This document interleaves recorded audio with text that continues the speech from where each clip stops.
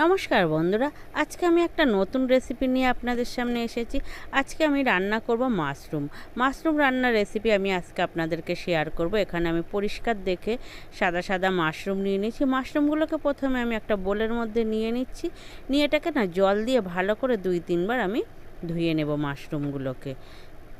মাশরুমগুলোকে জল দিয়ে ধুয়ে নিচ্ছি খুব ভালো করে, নিয়ে একটা প্লেটে আমি নিয়ে জল ঝরিয়ে নিচ্ছি। এবার এই মাশরুমগুলোকে আমি কেটে নিচ্ছি। দেখুন আমি 4 টুকরো করে নিয়েছিলাম, মোটা মোটায় রেখে দিয়েছি মাশরুমগুলোকে। এর জন্য একটা মশলাও আমি বানিয়ে নেব। তো আর আলু দিয়ে করব, তো আলুগুলো আমি এই গোটা গোটা সাইজের কেটে নিয়েছি।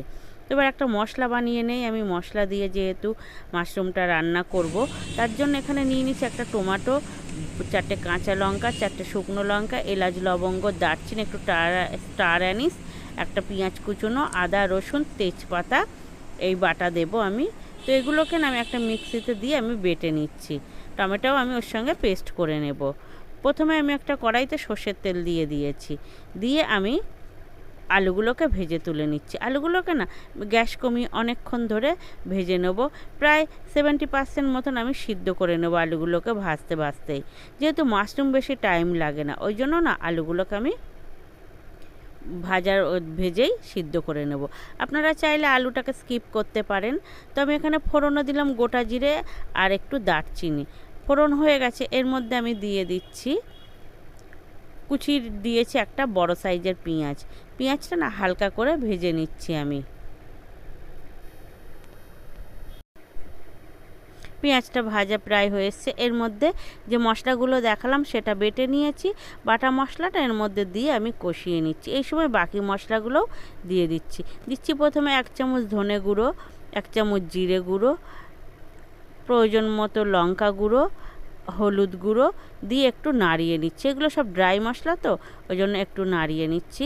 এবারে এর মধ্যে আমি দিয়ে দিচ্ছি লবণ আর দিচ্ছি অল্প একটু মিষ্টি, দিয়ে আমি ভালো করে কষিয়ে নিচ্ছি।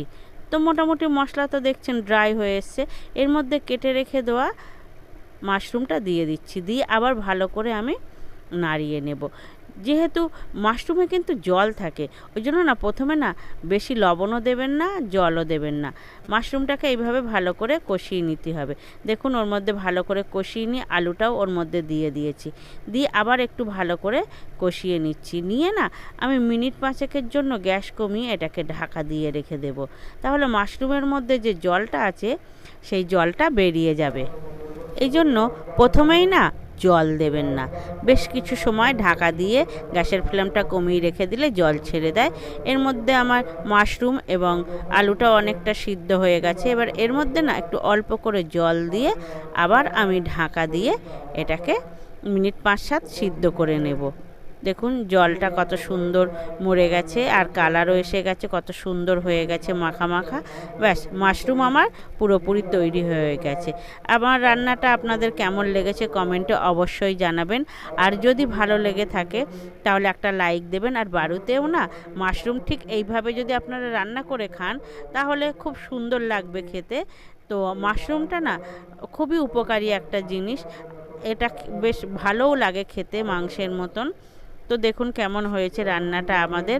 আপনারা বাড়িতে অবশ্যই করে খাবেন তৈরি করে, আর কমেন্টে অবশ্যই জানাবেন আমার রান্নাটা কেমন হয়েছে।